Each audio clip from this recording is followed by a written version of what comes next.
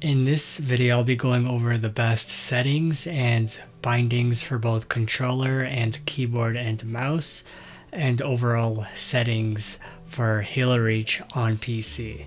Be sure to subscribe for more videos on Halo Reach and Halo Master Chief Collection weekly.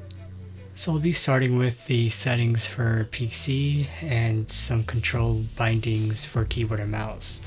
So the first thing you're going to do is make sure your mouse sensitivity is at where you need it and where it's comfortable for you. So the next thing you're going to want to do is change some of the bindings. If you're using a FPS mouse, then you might have side buttons that you could map your certain actions to. The first thing I changed was the melee button to mouse 4, which is the side button on my mouse, and to throw grenade to mouse 5, which is another side button on my mouse.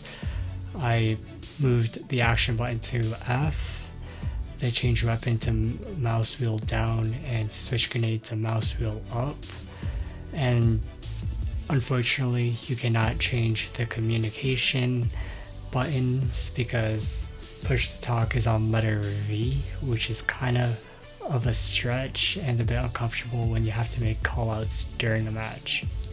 These are bindings that work for me. If you don't have side buttons on your mouse, you could use letters Q and E for whichever bindings. Those are buttons I'm not using, but I would use those two if I didn't have the side buttons on my mouse. So the next tab we have is the video tab. I didn't change anything on this tab except the quality, the graphics settings, and I went from regular to enhanced, and it just makes your visual quality look way better.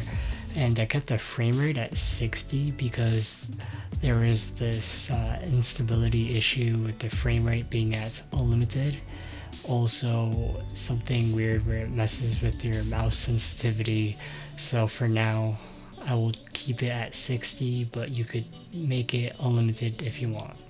So the next thing you might want to look at is gameplay and the crosshair position.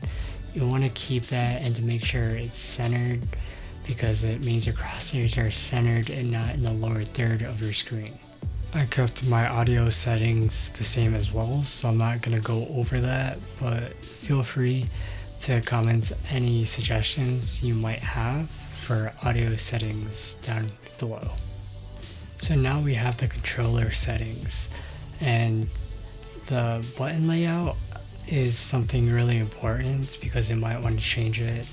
I currently have it at button layout, and this is just for the times I want to use a controller. I mainly use keyboard and mouse, but for a controller, I either use universal zoom and shoot, or I use bumper jumper if you like to jump with the left bumper, and melee with the right bumper. But with universal zoom and shoot, your left trigger allows you to aim down, and your right trigger allows you to shoot.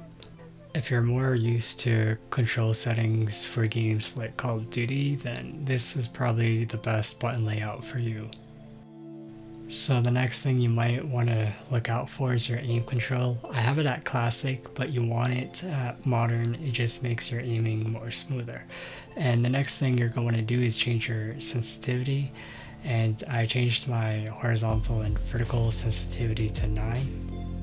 So my suggestion for those who use controller is to change your dead zone to 10. Anything lower than that, you'll experience drifting, which means when your thumbsticks are a little worn out, your thumbsticks are going to be tilted a little bit, just slightly, and your sensitivity and your dead zone will pick that up, and you'll see your camera or your character walk by themselves. And dead zone kind of controls that, but also controls how far you have to move your thumbstick in order for your camera and your character to move. But for games I play that require controller, I put my dead zones at 10. Since I don't really use controller anymore for shooter games, I haven't changed my dead zone for Halo Reach. So these are the best settings for you if you're using either a controller or keyboard and mouse, but these settings will work out best for those who are playing Halo Reach Master Chief Collection on PC. So that pretty much wraps up this video. Thank you guys so much for watching. Be sure to subscribe for videos like this weekly, turn notifications on, and comment any of your own tips for having the best settings on PC for Halo Reach. And if you're on Xbox, tell us what settings works for you on console. With that being said, I will see you in my next video. Peace.